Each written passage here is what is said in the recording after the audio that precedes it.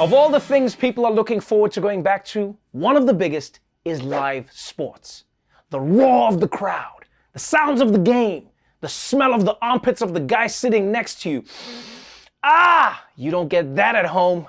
Unfortunately, a lot of fans seem to have forgotten that they're only paying to watch the athletes, not to commit their own personal fouls. The return of packed arenas and other venues is an image worth celebrating.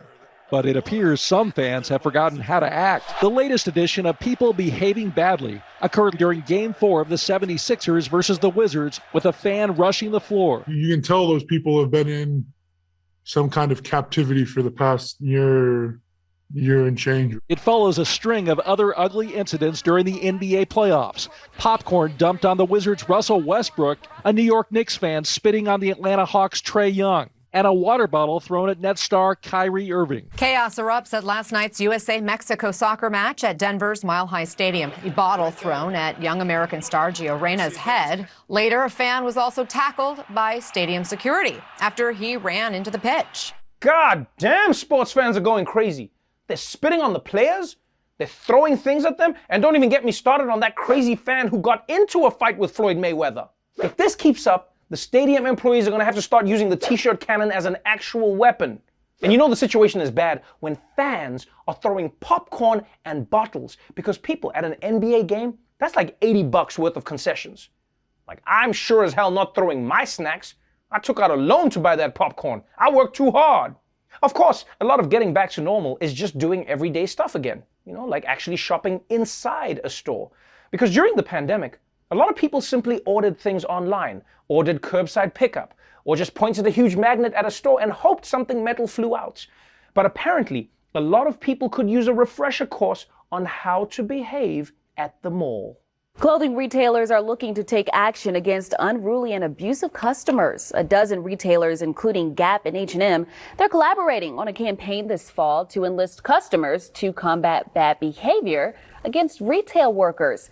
The campaign comes as workers face increased harassment as they try to enforce social distancing and mask protocols during the pandemic. Organizers say the campaign is not asking customers to physically step in to stop altercations. They're not asking that, but rather to help de-escalate the situation and show support for workers. Wait, so the Gap wants customers to de-escalate fights at their stores, but not physically, just show support for the workers? So how does this work? We're just supposed to be forming a cheer circle around the fights? You can do this, Rhonda! Don't get punched! Bob and weave, girl! But more importantly, why the hell are people harassing and abusing store employees to begin with? Huh? People in stores deserve respect. They work long hours.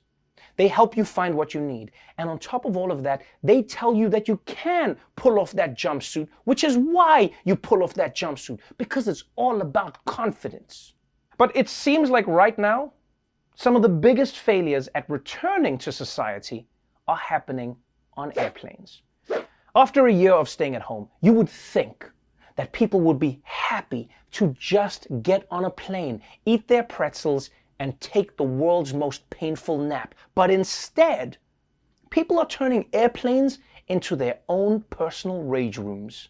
With air travel on the rise nationwide, so too are violent incidents, both in the airport and in mid-air. Assaults on flight attendants are skyrocketing. They say they've been pushed, punched, slapped, even choked by unruly passengers. The FAA usually handles 150 incidents of unruly passengers in a year. So far this year, there have been 2,500 cases. American Airlines is holding off on bringing full alcohol service back on their planes for some. The company is extending that suspension until at least September 13th after incidents involving unruly passengers on other airlines. The airline still is going to allow alcohol sales for first class and for business class cabins. I'm sorry. First class gets booze, but economy doesn't? And they think that's going to end the violence? Did no one at American Airlines see Snowpiercer? If they really want to stop fights, they shouldn't get rid of alcohol. They should make you drink until you pass out for the rest of the flight. Yeah, you either get 0 shots or 14. There's no in between.